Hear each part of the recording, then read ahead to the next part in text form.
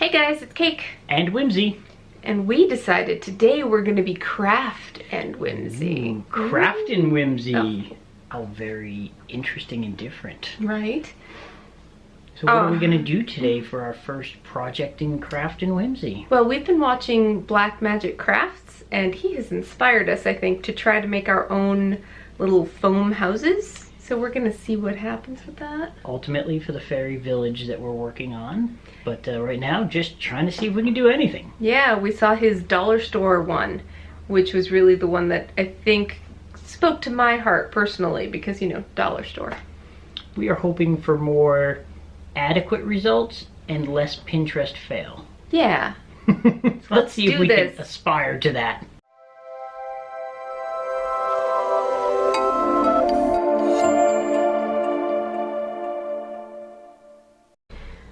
These are the supplies that we've chosen to use. We've got dollar store, little carpenter's square. We've got, that is trash from the dollar store. I already had the cutting board and the yardstick, but then we've got some foil for texture. We've got our foam core, which we've been told the paper peels off really easily, so we'll see what happens with that. We've got some other dollar store items we found. Obviously the tacky glue was not dollar store, neither was glue all, but good enough. X-Acto knife, a utility knife, some wire brushes, glues, and then over here we've got some plastic canvas and some, what does he call that? He calls it chipboard. I've never called it that, but The backs of notebooks. there you go. Alright, I made a crude drawing of kind of what I think maybe this should end up looking like, or at least the pieces I need. And I have since cut out the basic structure pieces. Very crude windows there, but they should work. And in order to figure out how big all of this needed to be, I just took my D&D mini and basically lined it up to things to say, yeah, that looks about the right height for a window, or yeah, that looks like a one-story building for her. So, hi Lavender. Hi everybody. Alright, enough playtime. Back to work, Jess. I am getting ready to try to texture it with a ball of aluminum foil to make it look like stucco. Wish me luck. Well, I have the basis for my building right now, but while the tacky glue is drying, I figured I'd get some other stuff done.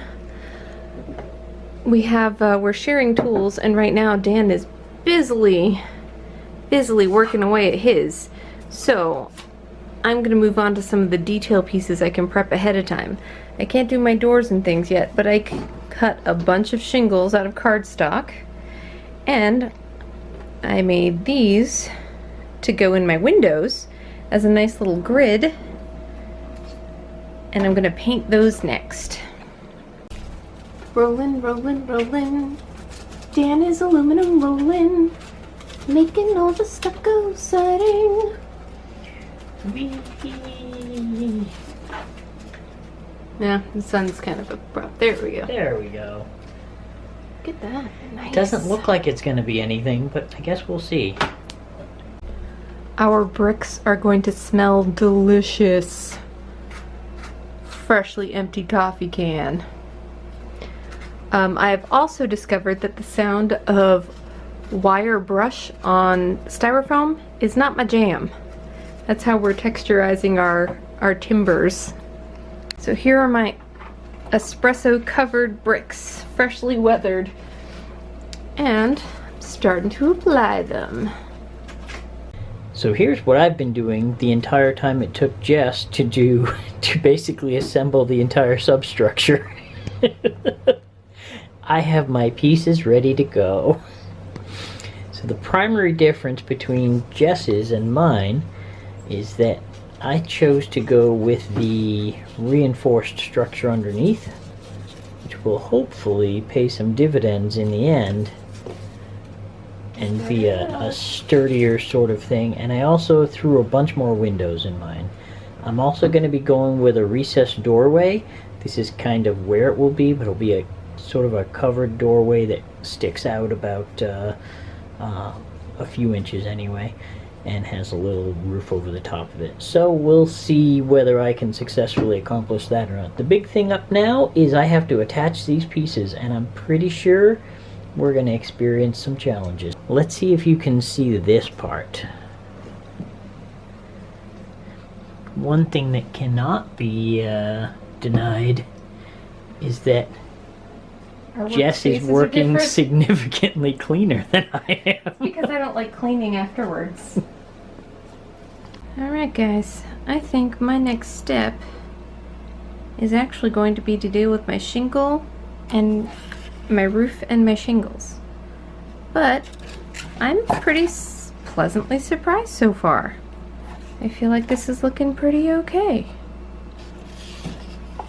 I think Lavender likes it too. And here it is with a roof on it and all of my details.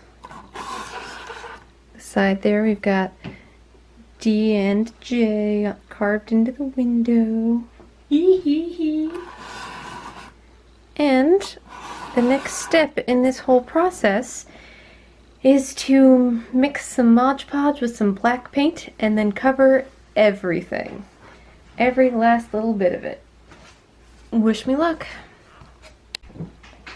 I think this is where I call it quits tonight. There's still a lot more work to do.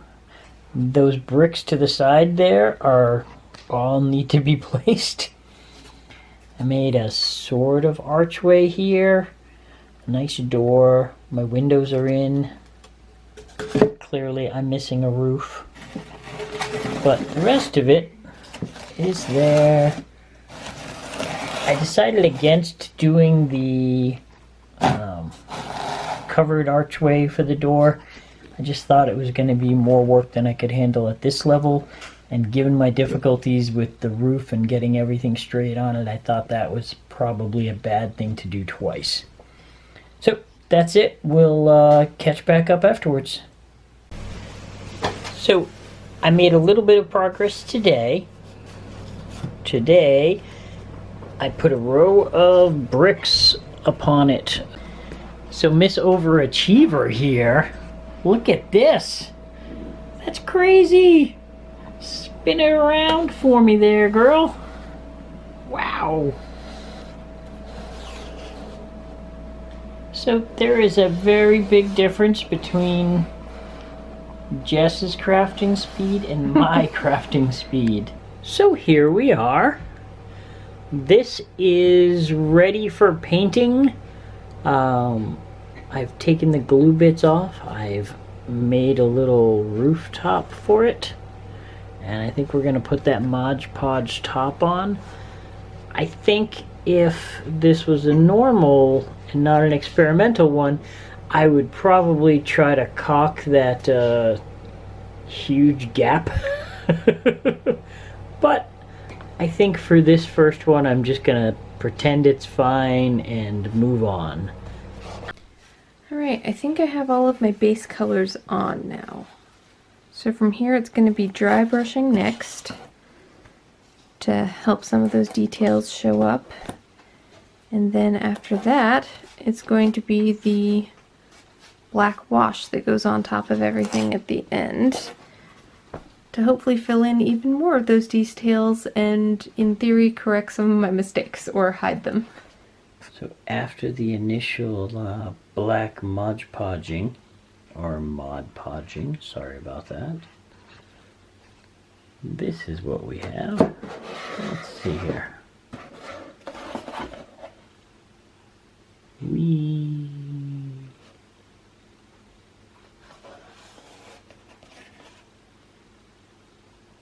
Not bad. So, let the painting begin. So I have finally gotten to the point where this is mostly done. If you look, I've got the detail painting all done, the dry brushing done. Just about everything. My last step is the often ill-fated black wash. I've decided to go with a brown wash on this one instead. The idea is that hopefully it will pick up all the subtle variations and kind of blend things in better. Who knows though? So I wanted to get some pictures of it just in case I ruin the entire thing.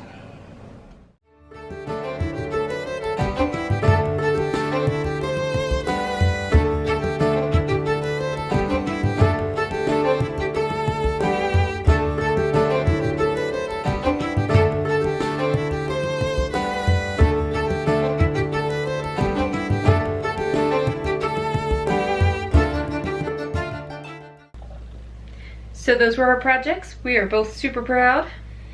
And I think he beat me on painting. I might have edged him out on the build a little bit, but he crushed me with the paint. She totally edged me out on the build, and the only reason I edged her out on the paint is because she finished this craft, I don't know, a week and a half before I did. It was insane. And it's not like she had a ton more time during the day to work on it, and that was the difference. She literally finished this in our first 2 sessions. I didn't even have my walls together by the time she was painting everything. To be fair, mine's half the size, so half the work. But she has a good head for this kind of stuff. So I learned a lot of the things that she was taking straight from tutorial and maybe weren't working out as well for her. I just decided I wasn't going to do those. And I think we both had enough fun out of this, and we're happy enough with our successes that we'll probably do this again. Well, you know, we're planning on making a fairy village, Yep. and this is, I think, probably the medium that we'll use to accomplish that. So having some rudimentary buildings is a good start. I mean, somehow figuring a way to make them round is going to be weird, but next time maybe. Yeah, in the meantime, I want to do some stuff for our Dungeons & Dragons campaign, maybe, just as practice. Yeah, that's a good Get better at it and figure out how to do some of those round buildings and things like that. And terrify people in our D&D campaign. So I think that's the end of this particular craft. I call this a success. Yes. And there's only one thing to do. I'd say Let's decorate the a cake.